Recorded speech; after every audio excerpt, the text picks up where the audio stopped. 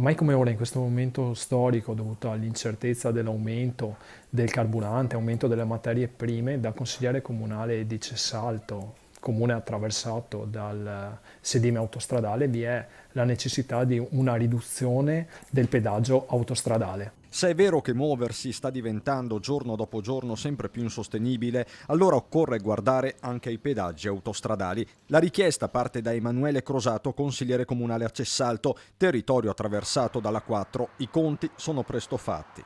Una riduzione di circa 8 milioni di euro di pedaggio autostradale porterebbe a un risparmio per il solo comune di Cessalto e per le sue famiglie di 20 euro a pieno, che in un anno potrebbe essere addirittura di 2000 euro. Un meccanismo che potrebbe essere generalizzato almeno in questa fase dell'emergenza, e questo nelle ore che precedono l'incontro tra autotrasportatori e governo. Scongiurato il blocco, si punta a misure straordinarie come la riduzione dei costi fissi del carburante alla pompa. Una riduzione delle accise potrebbe immediatamente ridurre e abbattere di molto il costo al litro e in qualche maniera venire incontro a una situazione che non si capisce. L'ha detto in maniera molto chiara il ministro Cingolani.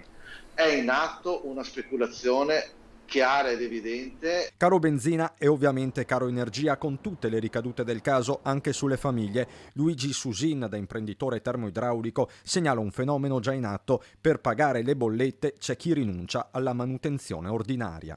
Oggi cominciamo a sentire di spostare le manutenzioni per il problema che le famiglie cominciano ad avere difficoltà economiche. Questo però comporta un rischio dopo su quello che sono le sicurezze degli impianti, no?